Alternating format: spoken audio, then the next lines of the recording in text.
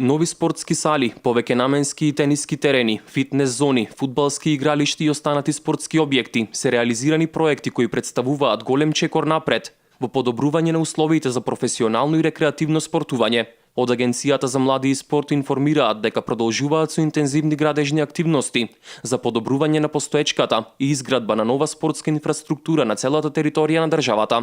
На територијата на Битола се изгради спортската сала Павел Шатев, како и фудбалско игралиште со вештачка трева, кое го носи истото име. Исто така, преку проектот на владата на Република Македонија и Агенцијата за млади и спорт, се изградија спортски сали во Средното економско училиште Јане Сандански, во медицинското училиште доктор Јован Калаузи, како и во земјоделското училиште Кузман Шапкарев. Во спортско-рекреативниот центар Шеталиште беа целосно изградени 3 тениски игралишта, кои имаат најсовремена подлога, целосна инфраструктура и осветлување за да можат да се користат и во вечерните часови, како и скејт паркот кој се наоѓа во близина на спортско-рекреативниот центар. Во изминатите неколку години, преку владиниот проект за изградба на 180 спортски сали, беше пуштена во употреба спортската сала во Новаци, како и повеќе наменско игралиште, зашто беа инвестирани над 30 милиони денари. Во Прилеп се изградени 4 нови спортски сали, додека 5 беа целосно реконструирани. Исто така на подрачјето на Прилеп се изградија 2 тениски игралишта, како и повеќе наменско спортско игралиште.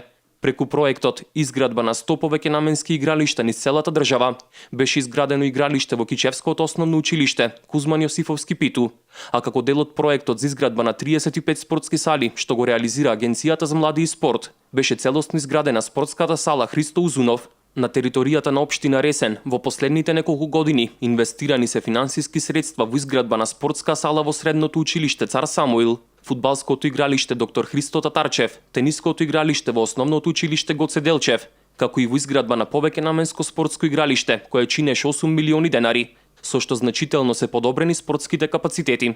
Исто така, преку владиниот проект за изградба на 20 фитнес зони, инвестирани се 2 милиони денари во изградба на фитнес зоната, која е изградена во местноста Починалиште. Тениски и повеќе наменски терени се во тек на изградба во Крушево. Интензивно се работи на изградба на спортска сала во Крушевското село Бучин, додека со финансиски средства во висина од 2 милиони денари започна изградбата и на фитнес зоната на отворено во Крушево, сместена во спортско-рекреативниот комплекс Гумење.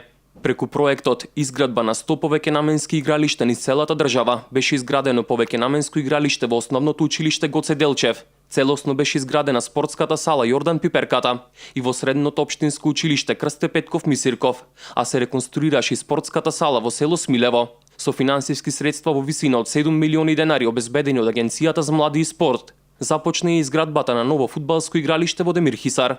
Општина Македонски Брод во соработка со Агенцијата за млади и спорт има реализирано бројни проекти за младите во општината.